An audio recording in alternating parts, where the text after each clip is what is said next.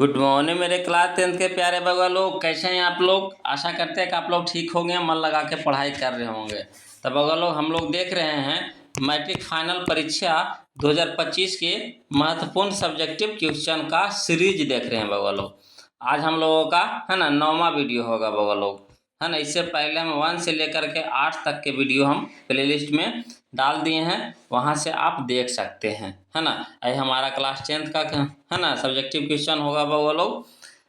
Subject रहेगा हमारा geography यानी भूगोल। ये हमारा गेस प्रश्न है, गेस प्रश्न है वो लोग। हमारी यही कोशिश है किस है ना 100% इसी से क्वेश्चन आए, यही हमारी कोशिश है बगल लोग, है ना। और कोशिश कीजिएगा भूगोल को रटना नहीं है बगलो, इसको समझने का प्रयास कीजिएगा। अगर समझ लेते हैं इसको अपनी भाषा में, है ना, तो आप किसी तरह से किसी न किसी तरह से आप उसको बना बना के जरूर लिख दीजिएगा, है ना। रट्टा नहीं मारिएगा, रट्टा वाला चीज़ नहीं याद होता है, समझिएगा बगलो। तो चलिए वीडियो को शुरू करते हैं, है ना। आज के देखिए हम लोग का पहला प्रश्न है। पहला ने कहने का मतलब होगा 81, है ना। 80 तक हम प्ले लिस्ट में डाल दिए हैं क्वेश्चन आपको, है ना। आज हम लोग चलेंगे 81। देखिए कहता है कि सौर ऊर्जा का उत्पादन कैसे होता है। सौर ऊर्जा का उत्पादन कैसे होता है। सब VVI क्वेश्चन है बगलो, है ना। ज्योग्राफी के लिए सब VVI क्वेश्चन है, इसको एकदम बारीकी से समझ लीजिएगा और अपनी भाषा में इसका जवाब दे दीजिएगा। लिखिएगा, देखिए कैसे लिखिएगा आंसर में, है ना। लिखिएगा सौर ऊर्जा को प्राप्त करने के लिए, है ना, सोलर प्लेट का निर्माण किया जाता है। सौर ऊर्जा को प्राप्त करने के लिए सोलर प्लेट का निर्माण किया जाता है। इस प्लेट में सोडियम धातु के पतले पतले तार लगाए जाते हैं। जब इन तारों पर सूर्य प्रकाश पड़ता है, उन्हें सूर्य का प्रकाश पड़ता है ना, तो फोटो वोल्टाइक प्रौद्योगिकी के द्वारा धूप को सीधे विद्युत में परिवर्तित किया जाता है। इस प्रकार बिना अधिक खर्च के विद्युत की प्राप्ति हो जाती है ना। वही सोलर प्लेट जो हम लोग छत पे लगाते हैं धूप से, है ना। धूप से बैटरी चार्ज करते हैं और बैटरी के द्वारा हम लोग पंखा बल्ब जलाते हैं, है ना। तो ये था बगल लोग आज का हम लोगों का क्वेश्चन, है ना 81। आशा करते हैं कि आपको समझ में आ गया होगा, है ना। अब चलिए क्वेश्चन नंबर 82 देखते हैं बगल लोग। देखिए 82 क्या कहता है, समझते चलिएगा। कहता है 82 में कि लौह और अलौह खनिज में अंतर स्पष्ट करें। लौह और अलौह खनिज में अंतर स्पष्ट करें। तो इसको उत्तर में लिखिएगा बगल लोग, है ना। पॉइंट दीजिएगा लौह खनिज, इसमें डैश दीजिएगा। लिखिएगा जिन खनिजों में लौह अयस्क पाया जाता है उसे लौह खनिज कहते हैं। जैसे में मैग्नीज, निकेल, कोबाल्ट आदि लौह खनिज के प्रमुख उदाहरण है। जैसे में आप लिख सकते हैं ना। अलौह में लिखिएगा डैश देके कि जिन खनिजों में लौह खनिजों के अतिरिक्त अन्य धातुएं होती है उसे अलौह खनिज कहते हैं। जैसे में लिखिएगा तांबा, सीसा, जस्ता तथा बॉक्साइट आदि अलौह खनिज के प्रमुख उदाहरण है। आशा करते हैं कि आपको समझ में आ गया होगा बगलो, है ना। इसको 2-3 बार पढ़ करके इसको अपनी भाषा में इसको उतार लीजिए। ऐसे तो हम कोशिश किए हैं कि इसको, है ना, अपनी भाषा में लिख दें कि आप लोग को पढ़ने में समझने में दिक्कत ना आए, है ना। चलिए क्वेश्चन नंबर 83 देखते हैं। कहता है नदी घाटी परियोजनाओं को बहुउद्देशीय परियोजना क्यों कहा जाता है। नदी घाटी परियोजनाओं को बहुउद्देशीय परियोजना क्यों कहा जाता है। इसको उत्तर में लिखिएगा बगलो कि नदी घाटी परियोजनाओं का निर्माण किसी खास एक उद्देश्य के लिए नहीं किया जाता, बल्कि इसका निर्माण बहुत सारे उद्देश्य की पूर्ति के लिए की जाती है जो निम्नलिखित है। मैंने इसका एक मकसद से नहीं किया जाता है, इससे बहुत सारा लाभ होता है, बहुत सारा मकसद होता है परियोजना शुरू करे का, है ना। तो लिखिएगा पहला पॉइंट में लिखिएगा कि ऊर्जा का उत्पादन, है ना। नदी घाटी परियोजना से आपको ऊर्जा का उत्पादन होता है। इसमें लिखिएगा डैश देके कि बहुउद्देशीय परियोजना हमें साफ, प्रदूषण मुक्त तथा सबसे सस्ती ऊर्जा प्रदान करती है जो उद्योग एवं कृषि की, है ना, रीढ़ की हड्डी है। आज देखिए टोटल जो किसान लोग हैं, उद्योग माने कंपनियां हैं, सारा क्या है है ना, बिजली पर निर्भर हो गया है ना। देखिए हम लोग की तरफ एक दिन लाइट नहीं आता है तो कितना बुरा हाल हो जाता है। तो वही है उत्पादन, है ना, ऊर्जा का उत्पादन के लिए जरूरी हो गया है। दूसरा पॉइंट में लिखेंगे बगल इसका, है ना, लिखिएगा यह मृदा संरक्षण करती है क्योंकि यह जल के बहाव को धीमी कर देता है। जैसे उसमें बांध बना जाता, परियोजना का मतलब हुआ बांध, है ना, बांध बना दिया गया है ना, परियोजना बना दिया गया तो क्या हो गया, जो पानी का जो गति है वो क्या हो गया, अपने गति में आ गया, उसको धीरे धीरे हो गया। तो उससे है कि मिट्टी है ना, मिट्टी बर्बाद नहीं होगा, कटेगा नहीं पानी के धारा से, है ना, तो मिट्टी का संरक्षण भी करती है। क्लियर है। अगला पॉइंट में लिखिएगा यह परियोजनाएं सिंचाई के प्रमुख स्रोत है। क्लियर है। अब जहाँ जहाँ पानी की दिक्कत हो जाती है तो वहाँ क्या हो जाता है, बांध बना दिया तो वहाँ पानी का जमाव हो गया, और जमाव के कारण क्या हो गया, तो वहाँ कृषि में दिक्कत नहीं आएगी पानी की में, है कि नहीं, पानी के कारण। चलिए क्वेश्चन नंबर 4 में देखिएगा, इसका उद्देश्य नदी बेसिन में वृक्षारोपण है। इसका उद्देश्य नदी बेसिन में वृक्षारोपण है। 5वां पॉइंट में लिखिएगा इसका उद्देश्य जल परिवहन की सुविधा का विकास करना है। अब देखिए बांध बना जाएगा, है ना, तो जल परिवहन जैसे नाव वगैरह, है ना, तो इस सब के भी वहाँ पे सुविधा हो जाएगा, है ना। कोई भी सामान ले जाना है, लाना है तो नाव के द्वारा, है ना, जा सकता है, या फिर वहाँ पे बोटिंग वगैरह भी कर सकता है। वहाँ पे समझिए इनकम का जरिया भी बन सकता है ना, बोटिंग वगैरह करने के लिए। चलिए अगला पॉइंट में लिखिएगा इसके माध्यम से वन्य जीव संरक्षण तथा मत्स्य पालन संभव है। और है ना 7वां पॉइंट में लिखिएगा इसका उद्देश्य पीने के पानी की सुविधा प्रदान करना है। इससे देखिए पीने के पानी भी, है ना, शुद्ध करके बनाया जाता है वो गलों, है ना, ये जो पानी है तो इसको पीने लायक भी बना दिया जाता है शुद्ध करके। क्लियर है। तो इस तरह से लिखिएगा, है ना। चलिए अगला क्वेश्चन हम लोग देखते हैं बगलों, सब बहुत इंपॉर्टेंट क्वेश्चन है ना। लिखिएगा टिप 4 में कहता है बिहार एक कृषि प्रधान राज्य क्यों है। बिहार एक कृषि प्रधान राज्य क्यों है ना। तो इसको उत्तर में लिखिएगा इस तरह से कि बिहार एक कृषि प्रधान राज्य है क्योंकि यहाँ पर 3/4 भूमि कृषि के अंतर्गत आती है। कृषि के लिए यहाँ का मैदान सबसे अधिक उपयुक्त है। यहाँ पर उपजाऊ मिट्टी, अनुकूल जलवायु तथा सिंचाई का साधन सुलभ है, यानी आसान है। तो इसी तरह से बिहार एक क्या है, कृषि प्रधान राज्य है। क्लियर है। चलिए क्वेश्चन नंबर हम लोग अब 85 देखते हैं बगलों। देखिए 85 क्या कहता है, कहता है सड़क मार्गों के किन्हीं 3 गुणों का उल्लेख करें। सड़क मार्गों के किन्हीं 3 गुणों का उल्लेख करें। इसका उत्तर में लिखिएगा सड़क मार्ग के, है ना, 3 गुण निम्नलिखित है। पहला पॉइंट में लिखिएगा सड़क हमें घर के दरवाजे तक पहुंचती है। सड़क हमें घर के दरवाजे तक पहुंचाती है ना। देखते हैं आज देखिए हर गांव में, हर शहर में सड़क की सुविधा हो गई है।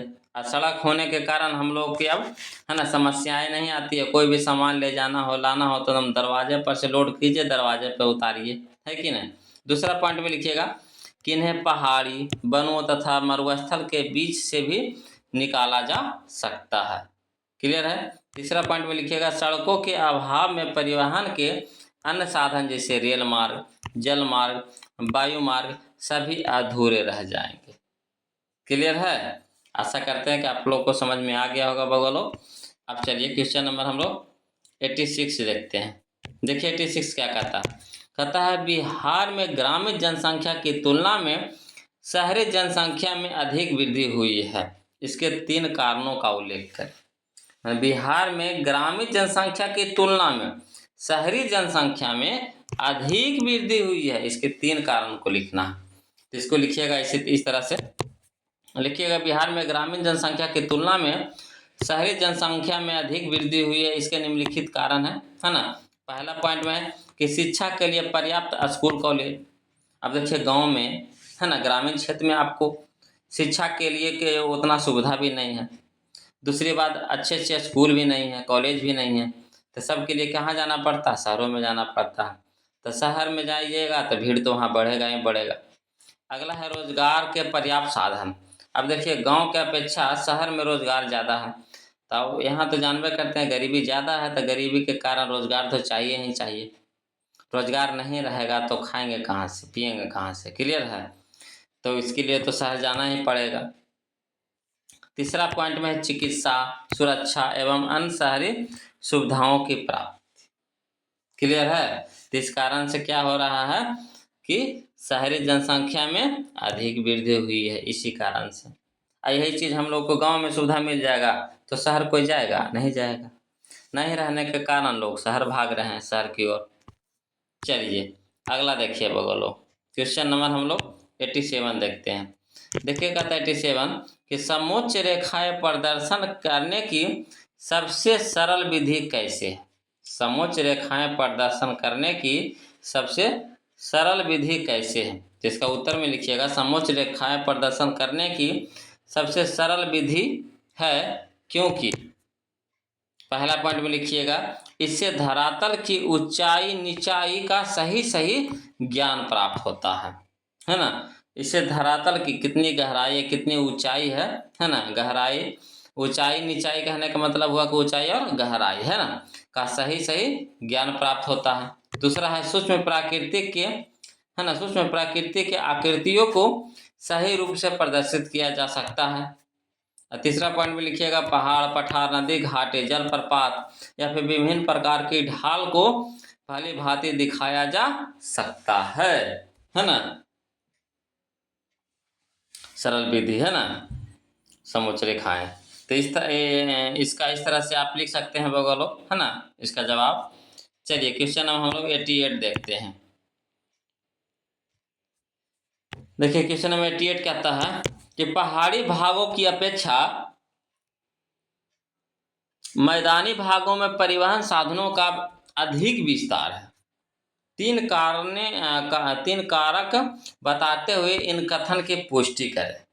समझे क्वेश्चन कहता है पहाड़ी भागों की अपेक्षा, मैंने पहाड़ी भाग है ना पहाड़ वाला क्षेत्र, मैदानी भागों में परिवहन साधन का अधिक विस्तार हुआ। जो समतल क्षेत्र है तो वहाँ पे परिवहन का ज़्यादा, परिवहन का मैंने कोई चीज़ आने सड़क मान के चलिए सड़क है ना, परिवहन करने का मतलब सड़क की सुविधा ज़्यादा है और पहाड़ी क्षेत्रों पे कम है। इसका 3 कारण लिखना है। तो इसको लिखिएगा इस तरह से, लिखिएगा पहाड़ी भागों की अपेक्षा मैदानी भागों में परिवहन साधनों का अधिक विस्तार है क्यों, है ना, जिसके 3 कारण निम्नलिखित है। पहला पॉइंट में लिखिएगा कि समतल क्षेत्रों में परिवहन साधनों का निर्माण करना क्या होता है, आसान होता है। समतल क्षेत्रों में सड़क निर्माण करना, परिवहन साधन का निर्माण करना आसान होता है कि नहीं। दूसरा है कम खर्च, इसमें खर्च भी कम है। तीसरा है मैदानी क्षेत्र में साधन जनसंख्या तथा अधिक, है ना, आर्थिक क्रियाकलाप होने के कारण भी वहाँ परिवहन साधनों का अधिक विस्तार हुआ है। इस तरह से हम लोग 3 कारण इसका लिख सकते हैं, है ना। अब चलिए क्वेश्चन अब हम लोग 89 देखते हैं बगलों। लिखिएगा 89 में कहता है भारत में कृषि के लिए उपलब्ध किन्हीं 3 भौगोलिक सुविधाओं का वर्णन करें। तो इसका उत्तर में लिखिएगा भारत में कृषि के लिए उपलब्ध 3 भौगोलिक सुविधाएं निम्नलिखित हैं। पहला पॉइंट में लिखिएगा उपजाऊ मिट्टी, दूसरा पॉइंट में लिखिएगा पर्याप्त जलवायु, तीसरा पॉइंट में लिखिएगा अनुकूल जलवायु। क्लियर है ना। तो चलिए अब हम लोग क्वेश्चन नंबर 90 देखते हैं बाबा लोग। देखिए क्वेश्चन नंबर 90 क्या कहता है, एकदम इम्पोर्टेंट क्वेश्चन है ना। देखिएगा भारत में जलोढ़ मिट्टी कहाँ कहाँ पाई जाती है। पहला क्वेश्चन, भारत में जलोढ़ मिट्टी कहाँ कहाँ पाई जाती है, इस मिट्टी की विशेषताएं बताएं, है ना, इसका विशेषता भी बताना है और कहाँ कहाँ पाई जाती है। तो इसको लिखेंगे बगल इस तरह से, लिखिएगा भारत में जलोढ़ मिट्टी के क्षेत्र निम्नलिखित है। पहला पॉइंट में लिखिएगा पंजाब से असम तक फैला भारत का बृहत मैदान, पंजाब से कहाँ तक, असम तक फैला भारत का बृहत मैदान। दूसरा पॉइंट में लिखिएगा मध्य प्रदेश से नर्मदा और ताप्ती की घाटियाँ। तीसरा पॉइंट में लिखिएगा मध्य प्रदेश तथा उड़ीसा में महानदी की घाटियाँ। और चौथा पॉइंट में लिखिएगा केरल में सम्राट तट, केरल में सम्राट तट। इस सब क्षेत्र में आपको जरूर मिट्टी मिलेगा बगलों। अब देखिए कहता है इसका विशेषता कहता है,